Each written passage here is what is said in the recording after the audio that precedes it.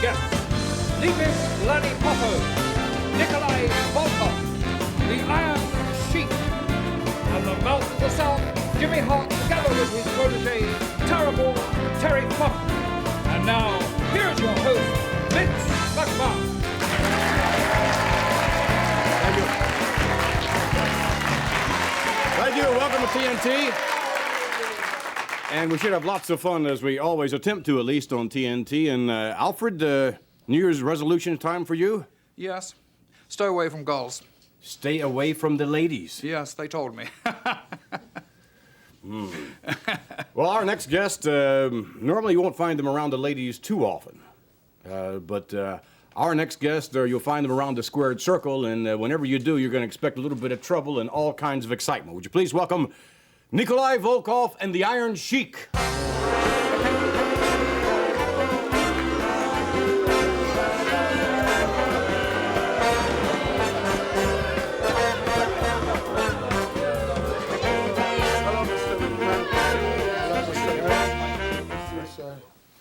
Now then, you gentlemen, we've seen you in many tag team encounters along with your manager, Freddie Blassie, and we also see you in individual counters. Which do you prefer, Nikolai, to team up with the Iron Sheik in terms of your wrestling schedule, or do you prefer more the individual competition?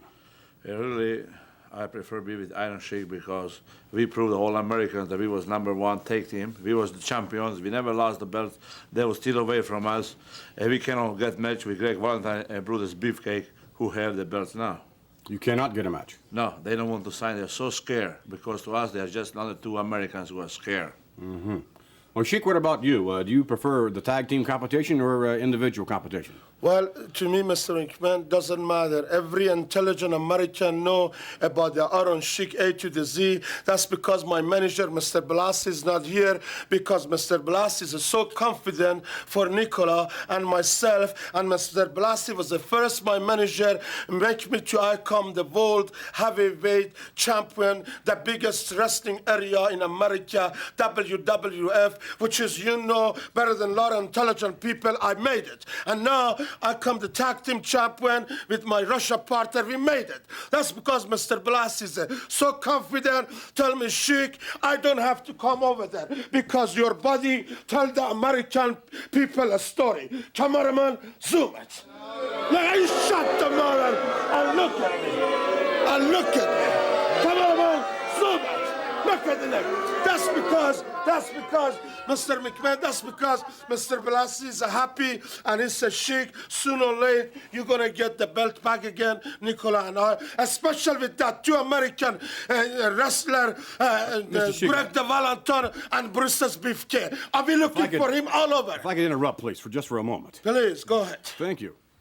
Nikolai has done some things that you haven't done, and of course you have been heavyweight champion. Nikolai has never accomplished that on a single encounter, but Nikolai has done something now that you have not, and that is apparently he's launching a singing career.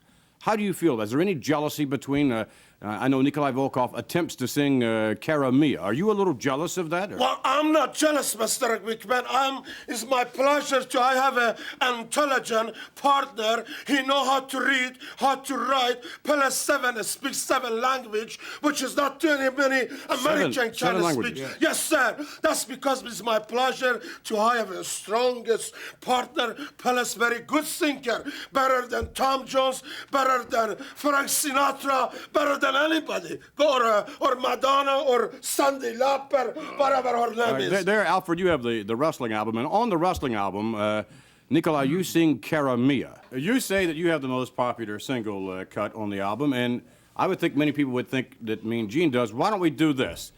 For all of you who would like to vote, just take a little test here, if you don't mind, sure. Studio audience. For all of you who would like to vote for Nikolai Volkov, let's hear it for Volkov. Oh, my goodness. All right, how about for Mean Gene Okerlund? Are you people jealous? Look at this. Sorry, Nikolai. What do you expect?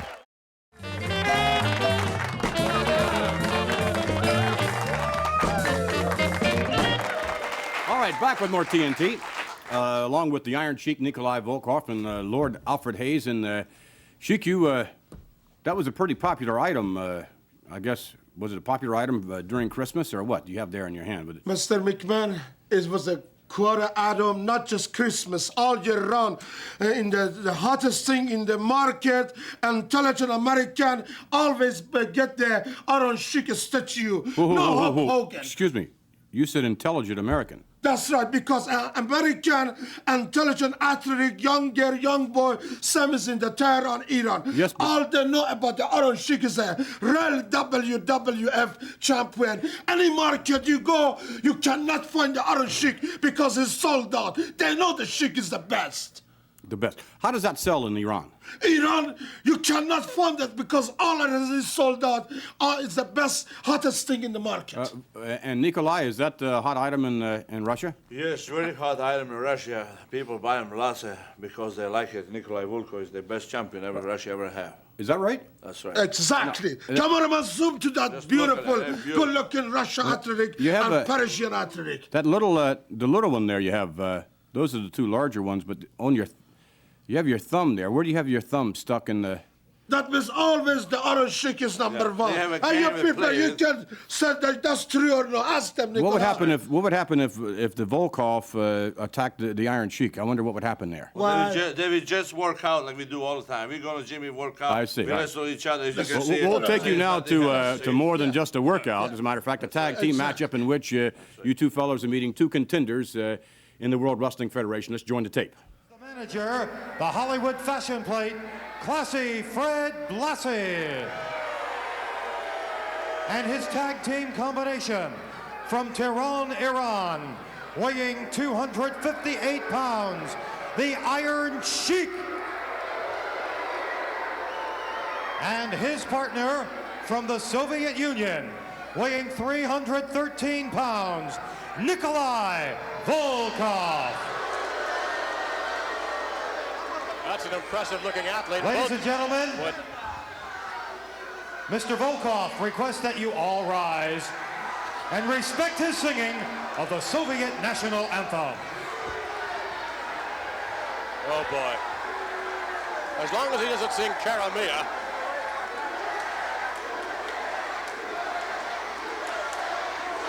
Volkov looks a bit perplexed.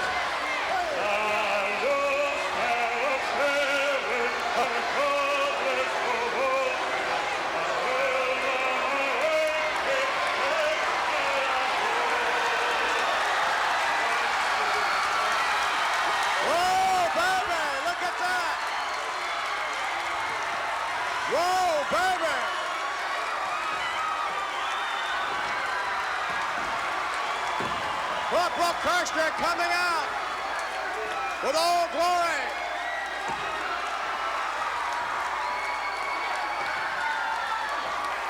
He's really stirred up something out here.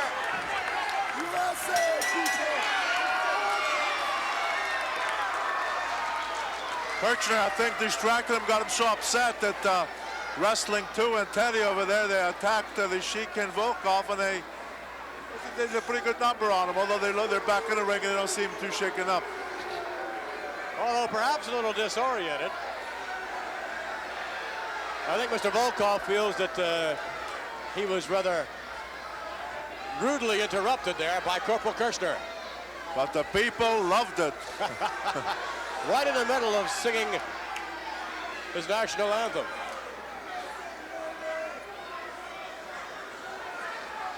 Sheik now locking up with wrestling number 2.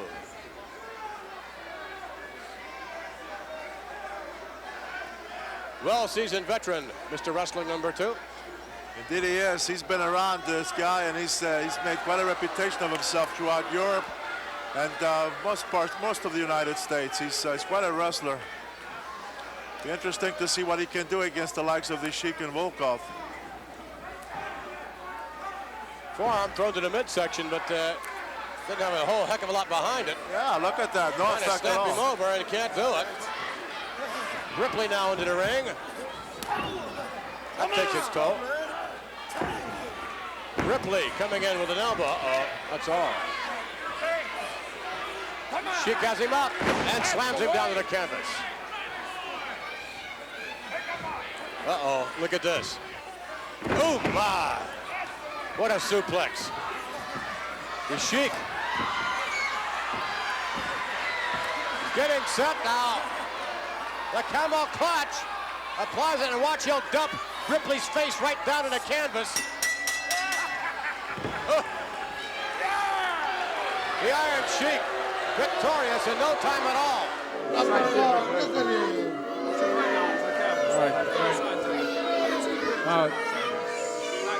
If we could, Sheik, if we could ask you a personal question, if you don't mind. Please, Mr. no problem. We saw a sign out in the audience, well, here in the studio, as a matter of fact, also, but also one out in the audience in the tape we just took a look at, and the sign read, "The Sheik has camel breath." I wonder. What are you talking about? I wonder, have you ever, what does camel breath smell like? Well, Mr. Hayes, I think you can answer that question better than me. It is Mr. Lord to you. I know that you're from Iran, but I'd rather have the title. What does camel breath smell like? It is the most nauseating stench one has ever smelt. Really? Yes, I remember he bought his own camel once. You know, Claude. I do remember Claude. Yes.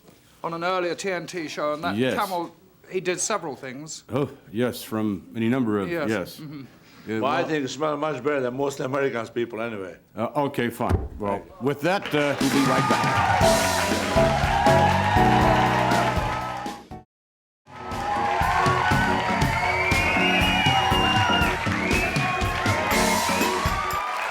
Back with more TNT, and now that the former tag team champions have left us, certainly our next guest is every bit as prominent, although perhaps in a more fashionable way, certainly in a more popular way. Would you please welcome Leaping Lanny Poffo.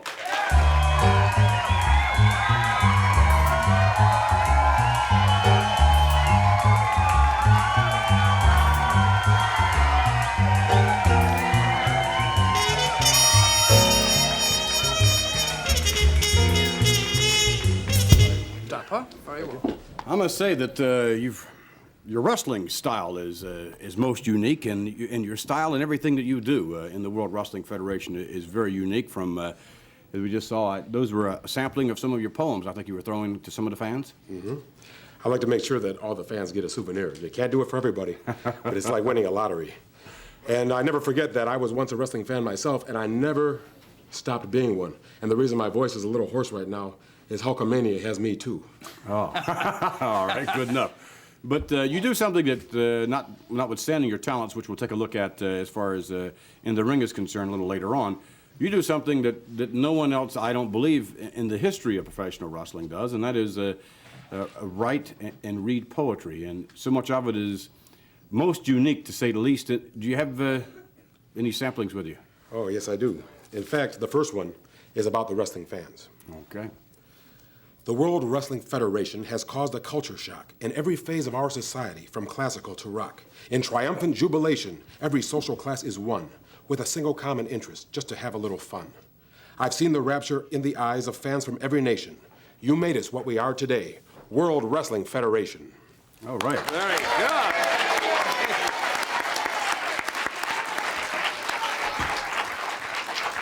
Very good.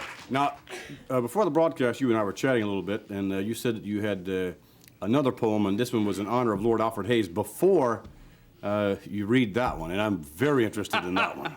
Most interested indeed. I'm pleased you didn't write it. I wish I could say I had a hand in it, but I didn't. We'll take you down to some videotape footage of Leaping Lanny Poffo in wrestling action against Rick Jacobs.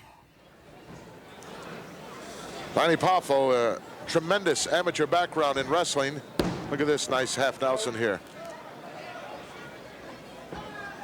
And a tremendous acrobatic background as well in gymnastics, which gives him all that leaping ability. Right now, he's giving young Jacobs a wrestling lesson. And that's what happens to you when you come into the World Wrestling Federation. If you're not prepared for it, they'll make life miserable for you in a hurry. Give you a negative attitude forever about professional wrestling. You can't cut it. You'll find out quickly right here in the World Wrestling Federation. As soon as young Rick Jacobs gets to his feet, Leaping Lanny takes him right down to the canvas. Going to have to mount some kind of offense soon, or this match will be over. Uh-oh, he's going to make Leaping mad here. Wow, what a right-hand shot right underneath the chin. Some nice crescent kicks by Mr. Poffo. Oh, he'll have a few mat burns on the nose and forehead tomorrow morning for sure. Forward front flip right onto the sternum area of Rick Jacobs, who's not faring too well right at the moment. And with the experienced ring veteran, referee Gilberto Roman warning Leaping about the clenched fist. Well, Jacobs looking for a little timeout here. There is no timeout in professional wrestling, folks. Turns Lanny around nicely in the corner. Couple of forearm smashes, looking for a Beal out of there, but wow. Aggressive kick right underneath the chin.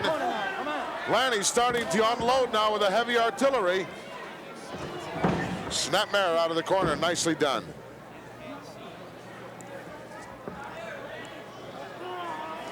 Scoop slam, wow. A lot of power behind that move. Leaping, going up now for his famous backflip, over for the cover, hooks the leg, it's over. Nicely done. Fantastic, loved it. Very nicely done. All right, now this is the moment that I start to say we've all have been waiting for. I'm not too sure about that, but certainly I have been waiting for it. This is a poem that you wrote in honor of Lord Alfred Hayes. That's right. Are we ready? Little drum Yes. roll back there or something? More than ready. Aye. From the British aristocracy, Lord Alfred Hayes was born and bred, with scholastic honors from Oxford and more distinctions left unsaid. It was his flair for unarmed combat that led him to our western shores, where his sophisticated style would one day open other doors. The World Wrestling Federation assigned his lordship to the mic, where he could share with every fan the witticisms that we like. The weekly feature called Update and the magic of TNT. What this man has done for wrestling is precisely our cup of tea.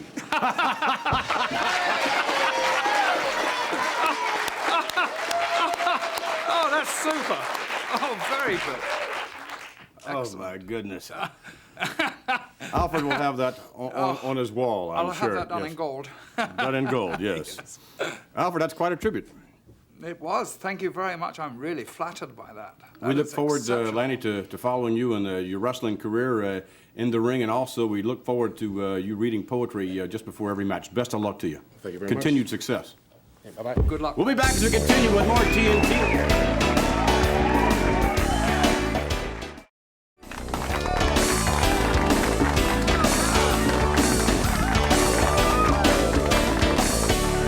Here we are in our natural habitat. The only one that, well, I know I'm certainly out of place, and Alfred, you. I'm really out of place here. And but of all the people that are most out of place, I think maybe Jimmy Hart. I've heard of Dude Ranchers before, but I don't think that's. Hey, real cute. Everybody dresses like this. Well, not everybody, but when I visit Terry in Amarillo and his ranch, I always dress like this, don't I, Terry? Sure, Jimmy does. That's the way right. that he looks. I'm gonna let Jimmy Hart be Jimmy Hart. I'm gonna let Terry Funk be Terry Funk. And you know the only difference between this animal and a junkyard dog, don't you? Do you know what the difference is? Do you have any idea what the difference is? Well, how do you This perceive the thing difference? is a whole lot smarter than a junkyard dog. And this smarter, is baby. certainly an ignorant animal right here. Well, now, Alfred, you've had some experience around I did. Amarillo, Texas. I did. Several years ago, I was living in Amarillo, and I was trying to chase down the Funk Brothers to wrestle them. And we were 40 miles away from a place called Hereford, where they had vast stockyards. And if the wind was blowing from Hereford towards Amarillo, where I was living, the stench was absolutely unbearable. Oh, really? Oh, gosh, the stink was just... You've got your nerve, Hayes. You know, I want to ask you a question now. If you were in Amarillo, Texas, how would you sell a deaf man a chicken? How would you sell a deaf man a chicken? Deaf man a chicken. Yeah, you would walk up to him real quiet like, and you'd get real close to him and say, "Do you want to buy a chicken?" That was good, Terry. Good, baby. Let's take you to some videotape footage. Terry Funk in action single competition will join this in progress, I believe, after which we'll come back for maybe a little brandy. I like Funk because Funk gives no quarter. Ask for none either. As a matter of fact, I think our microphone on the handheld just picked up Funk yelling, "This is the Junkyard Dog." And it certainly is not the Junkyard Dog. I'll bet Funk wishes it was, though. Everhart having some problems. That megaphone is most distracting. I find it rather enjoyable, McMahon. It gives you kind of an insight and a play-by-play from Jimmy Hart's point of view. It's different, but nonetheless annoying. Chop. Wow. Everhart. Woo. Oh, my. Jimmy Hart, moments ago, making reference to the Junkyard Dog as well.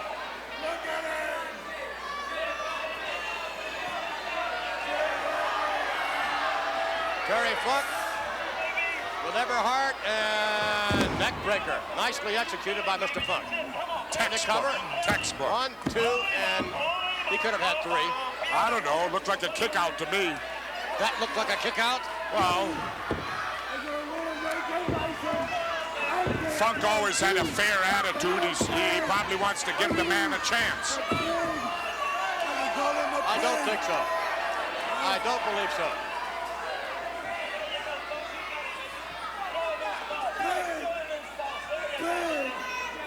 All right, now, Funk with Everhart. Whips him to the ropes. Up and sleeper hold. Look at it! Look at it! Listen to Funk. JYD said.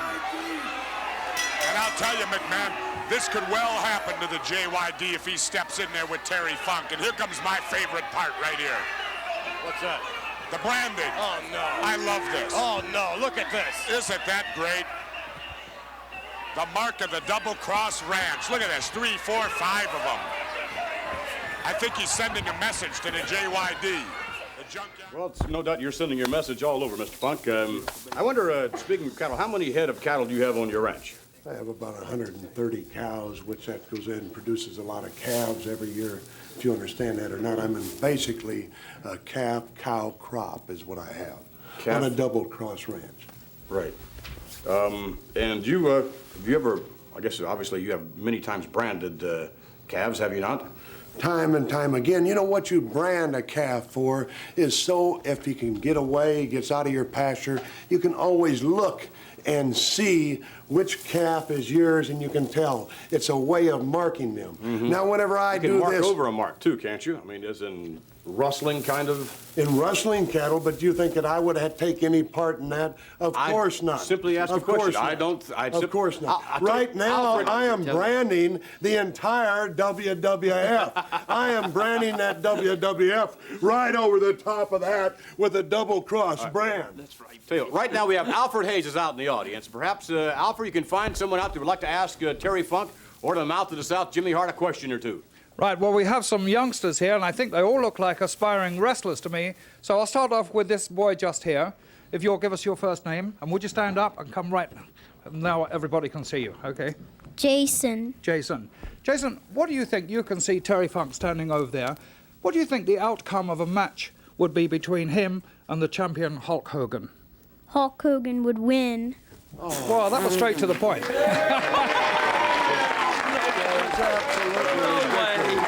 That's absolutely ridiculous. You know, Hogan right now, he's in front of the People's Magazine as one of the most 25 interesting people. He's been on Time, he's been on Life. Do you think he's been on all those magazines because of his brains? Do you think that he's smarter than you, more intelligent than you are? Of course he's not. He's not smarter than me either. The reason that he's on there is because he is the WWF champion. That's what I want to be. Then I'll be on the front of all those magazines. Okay, we got time for another question here. What about this young man? He looks like an aspiring young wrestler. What is your name? Jared. Jared, what do you think would be your future if you were to grow up and become a wrestler, something like Terry Funk? I think that I wouldn't have a nice reputation. There you go. Very good. He'd have a reputation of a winner, wouldn't he? Wouldn't he have a reputation of a winner? That's what my father always told me is, son, you want to be a winner. So, son, you want to be a winner if you become a wrestler. And by being a winner, that's how you gain a reputation. Alfred, there's a little youngster there in the back. If you with his little hand up there. Let's have him down Come here. on down. Come on Let's see here. what he'd like. Your name? Ryan. Ryan? Yeah. Ryan, we asked about Hulk Hogan before. Let's change that slightly because there's some animosity that exists between Terry Funk and Junkyard Dog. What do you think the outcome of that match would be?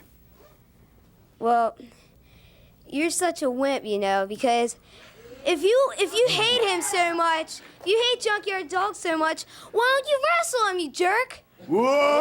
Now, hey, we'll be back. I can whip the kid, Terry.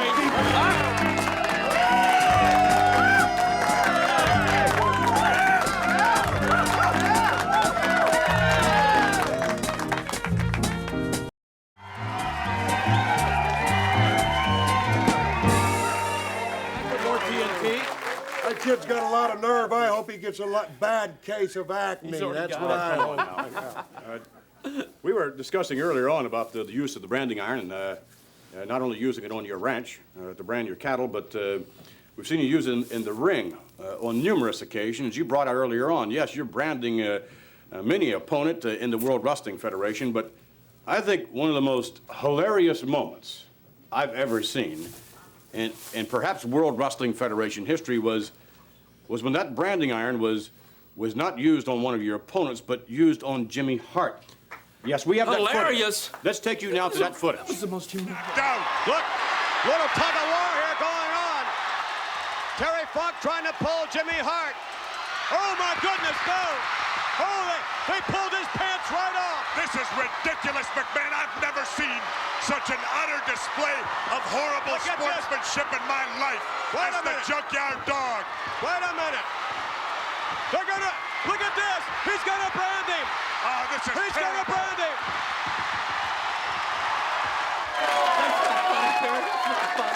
That's not funny, McMahon. You think that was hilarical? You think that was a hilarical? You think it's funny, don't you? That Well, it's wasn't a not funny. bit funny. Do you remember what happened during that match? Do you people possibly remember what happened during that match? No, all you remember is Jimmy Hart being branded. Why don't you go ahead and face the fact what I did is I beat the Junkyard Dog in the middle of the ring. 1, 2, 3. I must say that, was that just a slight bit humiliating for you, Mr. Hart? It was the most humiliating thing that's ever happened to me. Do you realize when I go through the airports, the people laugh at me? Every time I sit down, I think about the Junkyard Dog. When I came in today, these people over here were laughing at me, going, "You're the guy that got branded on TV, the mouth of the South." Let me tell you something. Who laughs last will laugh the loudest, and Terry Funk and Jimmy Hart will have the last laugh on the Junkyard Dog, won't we, Terry? How would you like it if we pantsed you or pantsed Lord Alfred? Yeah, that might be a good idea. That might be a good idea, People baby. would go ahead and laugh and think that was quite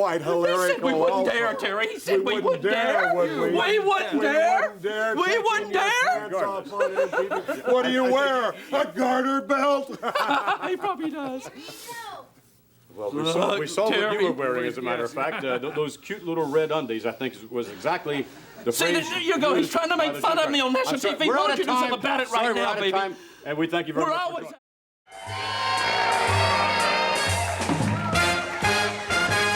I'd like to thank our guest for joining us. And next week, by the way, to join us will be the Macho Man, Randy Savage, along with his manager, Elizabeth. And Elizabeth, much to the chagrin of the Macho Man, gets certainly a lot more applause than he does, but nonetheless. Also on hand next week, Ivan Putski, the Junkyard Dog, will be here next week. Along with Big John Studd. So we invite you to join us next week for more TNT. So long, everybody.